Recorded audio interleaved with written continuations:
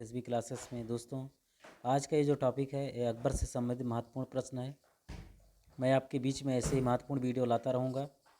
ठीक है, तो अकबर से जहाँ पे जितने भी इंपॉर्टेंट क्वेश्चन बन सकते हैं जो कि अति महत्वपूर्ण है दोस्तों, मैं आपके बीच में के लेकर के उपस्थित हूँ। ठीक है, और यहाँ पे जहाँ पर भी डिस्कस करने की ज़्यादा ज़रूरत पड़ेगी और एक्स्ट्रा क्वेश्चन जोड़ने की ज़रूरत पड़ेगी, मैं यहाँ पे अवश्य जोड़ूँगा। ठीक है, तो अकबर दोस्तों जो है, अकबर का जो जन्म हुआ था दोस्तों 15 अक्टूबर 1542 ईस्वी को हुआ था। ठीक है, कब हुआ था? 15 अक्टूबर 1542 ईस्वी को हुआ था। ठीक है, उसकी माता का नाम हमीदा बानो बेगम था और पिता का क्या नाम था? हुमायूं था। ठीक है, ये बातें ज़रूरी थी। और इसके बचपन का क्या नाम था दोस्तों? तो बचपन का नाम था जलाल। क्या नाम था? जलाल। ठीक है, इसलिए जब इसने अपना राज्याभिषेक करवाया, जलालुद्दीन मोहम्मद अकबर बादशाही गाजी की उपाधि से करवाया था। ठीक है, और यहाँ पे एक इम्पॉर्टेंट क्वेश्चन ये भी बनता है दोस्तों कि बैरम खां जो है 1556 से 1560 तक अकबर का संरक्षक रहा था, क्योंकि जब वो गद्दी पर बैठा था तो आयु उसकी मात्र 14 वर्ष थी, लगभग 13.5 वर्ष के आसपास। ठीक है, अब आइए देखते हैं दोस्तों पानीपत की दूसरी लड़ाई कब हुई थी। ठीक है, 1556 ईस्वी में हुआ था। कब हुआ था? 1556 में हुआ था। अकबर और हेमू के बीच में हुआ था। किसके बीच में हुआ था? अकबर और हेमू के बीच में। इस युद्ध में अकबर विजयी रहा था। ठीक है, क्वेश्चन नंबर 2 है दोस्तों, अकबर को हरम दल से मुक्ति कब मिली? ठीक है, हरम दल से कब मुक्ति मिली? 1562 ईस्वी में। कब मिला था? 1562 ईस्वी में। तो कहने का मतलब ये था दोस्तों कि हरम दल जो है, हरम से ऐसे आशय से समझते हैं हरम का मतलब कि महल का वह हिस्सा होता है जहाँ पे रानियाँ रहती थीं। ठीक है, तो जहाँ पे रानियाँ रहती थीं उसको हरम कहा जाता है। तो उस दल से क्या कर लिया? अपने आप को मुक्त करा लिया। कब? 1562 ईस्वी में। ठीक है, दहसाला बंदोबस्त कब लागू किया गया? 1580 ईस्वी में। ठीक है, राजा टोडरमल ने लागू किया था, जो कि एक भूमि से रिलेटेड था, राजस्व इकट्ठा करने के लिए दहसाला बंदोबस्त। ठीक है, कितना टैक्स लिया जाए, कितना लगान लिया जाएगा। ठीक है, ये सब टोडरमल की व्यवस्था थी। ये कब लागू किया था? 1580 ईस्वी में। बीरबल के बचपन का क्या नाम था? महेश दास नाम था। क्या नाम था? महेश दास। लेकिन जब वो अकबर के दरबार में पहुंचे तो उसका नाम चेंज कर दिया गया और नाम क्या रखा गया? बीरबल, यानी कि बल में बहुत ज़्यादा वीर। ठीक है, और यहाँ पे एक्स्ट्रा जो पॉइंट है दोस्तों, ठीक है, तीर्थ यात्रा कर, तीर्थ यात्रा कब समाप्त किया था?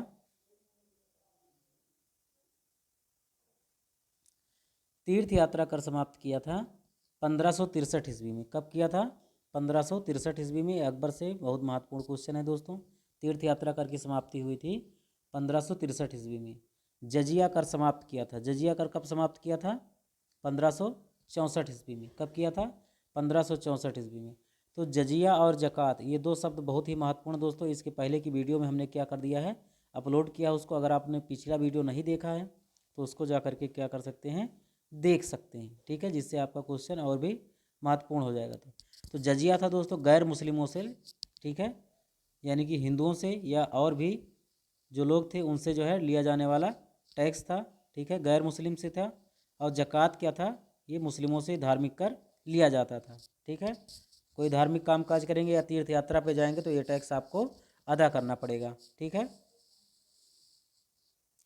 तो इन सबको क्या कर दिया था? अकबर ने समाप्त कर दिया था। क्या कर दिया था? समाप्त कर दिया था। इससे क्या होता है कि हिंदुओं के प्रति और भी जो कास्ट के लोग थे और भी जो धर्म के लोग थे, उससे क्या हुआ? अकबर के प्रति उनकी क्या हुआ? विश्वास भावना और भी बढ़ा। ठीक है, इससे अकबर की एक सोच ये भी जो है पता चलती है कि अकबर और भी धर्मों के प्रति कितना उदार था। ठीक है, इससे यहाँ पे ये भी स्पष्ट होता है। अकबरनामा की रचना किसने किया था? अबुल फजल ने किया था। किसने किया था? बहुत मोस्ट इंपॉर्टेंट क्वेश्चन दोस्तों। अकबरनामा की रचना किया था अबुल फजल ने किया था। ठीक है, अब ये अकबर के द्वारा महत्वपूर्ण कृतियाँ हैं, उसने किस किस का निर्माण करवाया था। ठीक है, अब यहाँ पे हम देखेंगे। ठीक है, बुलंद दरवाज़ा। ठीक है, बुलंद दरवाज़ा जो बनाया गया था दोस्तों, ये अकबर ने अपने गुजरात विजय के उपलक्ष्य में बनवाया था। ठीक है, ये बहुत ही मोस्ट इम्पॉर्टेंट क्वेश्चन दोस्तों, ये बार बार पूछा जाता है। ठीक है, कि बुलंद दरवाज़ा का निर्माण अकबर ने किसके उपलक्ष्य में किया था। ठीक है, गुजरात विजय के उपलक्ष्य में, ठीक है, या बीकानेर के विजय पर, या मेवाड़। ठीक है, ऐसे 3-4 ऑप्शन बना के दे देगा, खानदेश, उड़ीसा। ठीक है, तो आपको गुजरात विजय पर टिक करना है। ठीक है, गुजरात विजय अकबर ने कब किया था? 1571 ईस्वी में किया था, 1571 में। ठीक है, गुजरात विजय कब किया था? 1571 में किया था। ठीक है,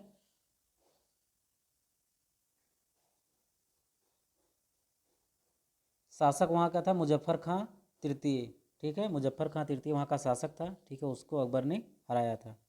आगरा का लाल किला, ठीक है, आगरे की लाल किला की स्थापना किसने करवाया था? अकबर ने करवाया था। किसने करवाया था? अकबर ने। लाहौर का किला, ये भी अकबर ने करवाया था।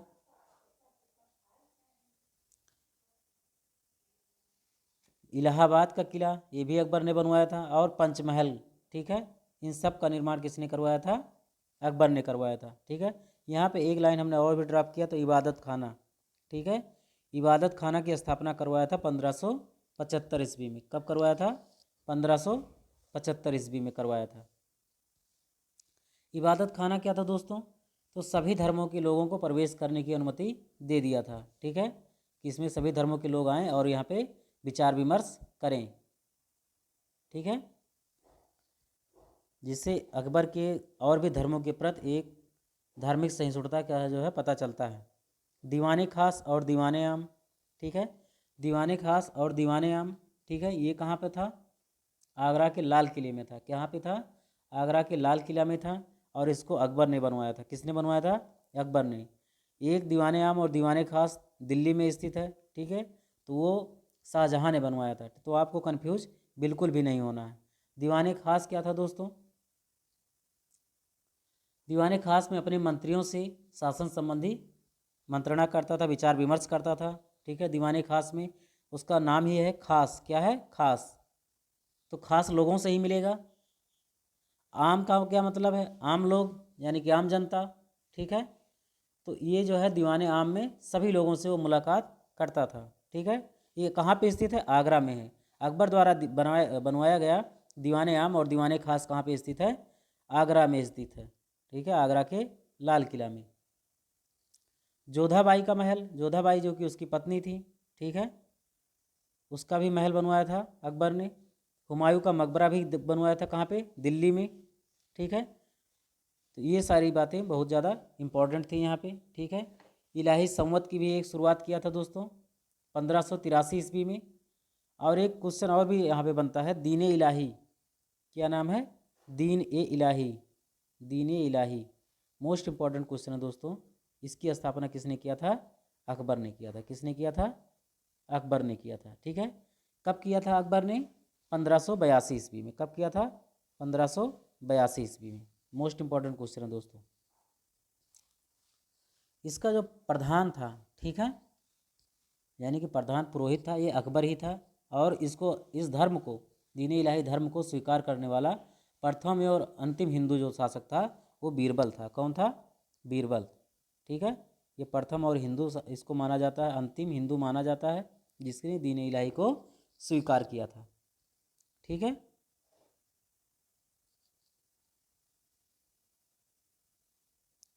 राजधानी लाहौर स्थानांतरित किया था कब? 1585 ईस्वी में। ठीक है, कुछ कारणवश 1585 ईस्वी में बनी राजधानी को लाहौर भी स्थानांतरित किया था, कुछ समय वहाँ भी रहा था।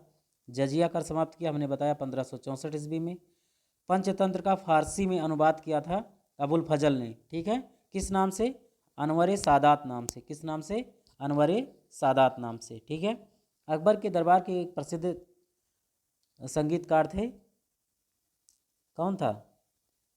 सबको पता है, तानसेन। क्या नाम था? तानसेन। उनका जो मूल नाम था दोस्तों, ठीक है, उनका जो मूल नाम था वो रामतनु पांडे था। क्या नाम था? रामतनु पांडे था। लेकिन अकबर ने उनको कंठाभरण वाणी विलास की भी क्या किया? उपाधि दिया। ठीक है, तानसेन को। और नाम क्या रख दिया?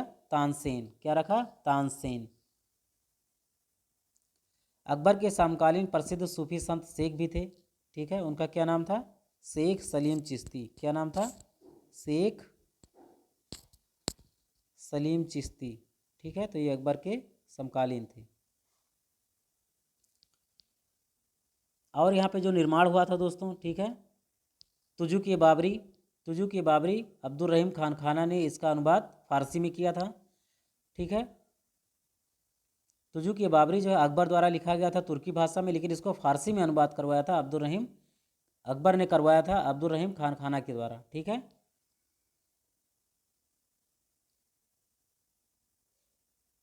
और इसका एक नल दमयंती, ठीक है, नल दमयंती जो कि सूरदास द्वारा रचित था, ये भी फारसी में अनुवाद करवाया था अकबर ने। किसके द्वारा? फैजी के द्वारा। किसके द्वारा? फैजी के द्वारा नल दमयंती का क्या किया था? अनुवाद करवाया था फारसी में। अकबर की काल को हिंदी साहित्य का स्वर्ण काल कहा जाता है, क्योंकि इसमें हिंदी का विकास बहुत अधिक हुआ था। ठीक है, अकबर ने सीरी कलम की उपाधि अब्दुल समद को दिया था और जड़ी कलम की उपाधि मोहम्मद हुसैन कश्मीरी को दिया था। कहने का मतलब ये है कि अकबर जो है, अकबर के समय में प्रसिद्ध चित्रकार थे, अब्दुल समद भी थे। ठीक है, और मोहम्मद हुसैन कश्मीरी थे। ये सब क्या थे? ऐसे क्वेश्चन बना करके पूछ लिया जाता था, इनमें से अकबर के शासनकाल में ये कौन से इसमें शामिल नहीं थे चित्रकारों में से। ठीक है, तो अकबर के समय में कौन से थे? अब्दुल समद थे, और दसवंत और बसावंत थे, और कौन था? मोहम्मद हुसैन कश्मीरी। और इसमें क्वेश्चन और कहाँ से डाल दिया जाएगा दोस्तों? जहांगीर के शासनकाल से, क्योंकि जहांगीर जो था वो चित्रकला के प्रति बहुत ज़्यादा अधिक प्रेमी था। ठीक है, और जहांगीर के समय को चित्रकला का स्वर्णकाल कहा जाता है।